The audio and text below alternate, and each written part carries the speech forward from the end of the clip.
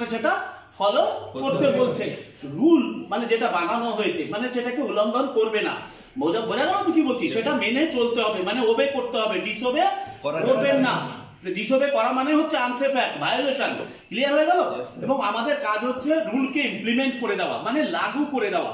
যে না, আপনি হেলমেট পরুন, আপনি ওয়ার্কআউট হাইটে আছেন, তাহলে যখন আপনি হেলমেট পরবেন, প্লাস গ্লাভস পরবেন, সেফটি বুট পরবেন, আর ফুল বডি সেফটি হার্নেস লাগাবেন, প্রয়োজনে ফল অ্যারেস্টার ব্যবহার করবেন, সেফটি নেটের অ্যারেঞ্জমেন্ট করবেন, ইত্যাদি ইত্যাদি। তাই তো? তাহলে তার পরের পয়েন্টে কি লেখা আছে বাবু এখানে? তাহলে বলছে মেইনটেইন প্রপার হাউসকিপিং। এবার হাউসকিপিং মানে পরিষ্কার পরিচ্ছন্নতা। বোঝা গেল? তার মানে এই না যে খালি জল দিয়ে ফিনাইল দিয়ে মুছে দিলাম, না। এখানে হাউসকিপিং এর অনেকগুলো মানে আছে, 5টা মানে। যখন আমরা হাউসকিপিং এর ক্লাস নিয়েছি তখন বুঝিয়েছিলাম যে ঠিক জায়গা মতো সঠিক টুলসকে রাখা। বোঝা গেল?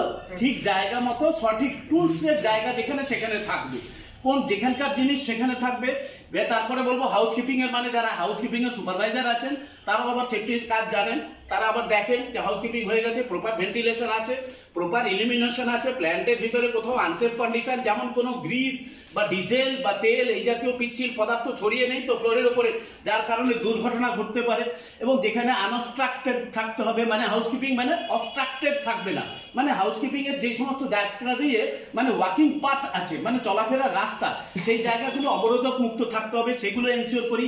যেখানে যেই বোর্ডটা লাগানো সেখানে ওই বোর্ড থাকবে। ওয়েস্টেজকে ক্লিন করবে, ওয়েস্টেজ ম্যাটেরিয়াল মানে যেগুলো বর্জ্য পদার্থ সেইগুলোকে সরিয়ে রাখবে। দাহ্য কোনো পদার্থ টেম্পারেচার বা হিটের সংস্পর্শে রাখবো না, সেই জিনিসগুলো খেয়াল করতে হবে পয়েন্ট টু পয়েন্ট। তাহলে বিস্তারিতভাবে না বলে জানিয়ে রাখলাম যে হাউসকিপিং খেয়াল রাখতে হবে, মানে মেনটেন, মানে সেটাকে বলছে ফলো করে চলতে হবে। মেনটেন করুন হাউসকিপিং, প্রপার হাউসকিপিং। প্রপার মানে যথাযথ, প্রপার মানে উচিত। নেক্সট পয়েন্টে কি বলবো? টিতে কি লেখা আছে বলো দেখি?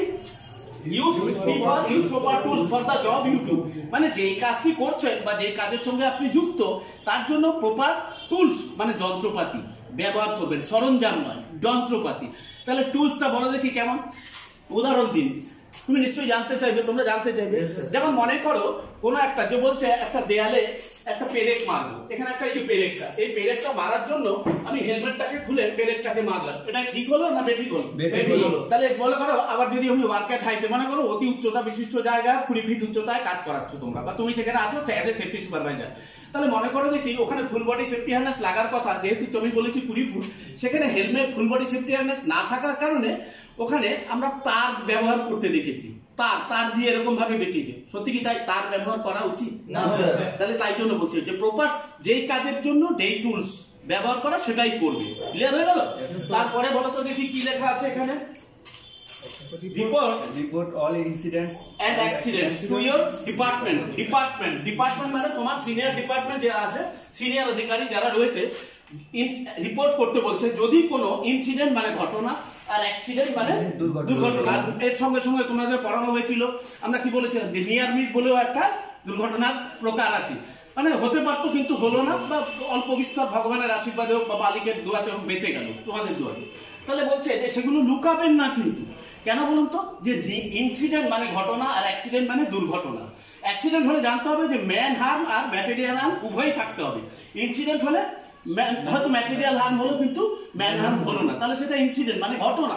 কিন্তু অ্যাক্সিডেন্ট যদি হয় তাহলে কিন্তু ম্যান ম্যাটেরিয়াল দুটোই পাবে, এবং সেটা কম বা বেশি সেটা পরিস্থিতির উপরে নির্ভর করছে। বুঝা গেল তো? আর এই অ্যাক্সিডেন্ট মূলত এর পরিণাম দুটো হয়, একটা ম্যান হার্ম আর একটা ম্যাটেরিয়াল হার্ম। আর অ্যাক্সিডেন্ট হওয়ার পিছনে মুখ্য দুটো কারণ থাকে, কি বলতে পারবে? তোমাদের এখন কাফি নলেজ হয়ে গেছে। তাহলে বলবো যে আনসেফ অ্যাক্ট করলেও দুর্ঘটনা হয়, মানে অসুরক্ষিত কোনো কাজ করলে ওয়ার্ক প্লেসে দুর্ঘটনা হবে। আবার পরিবেশ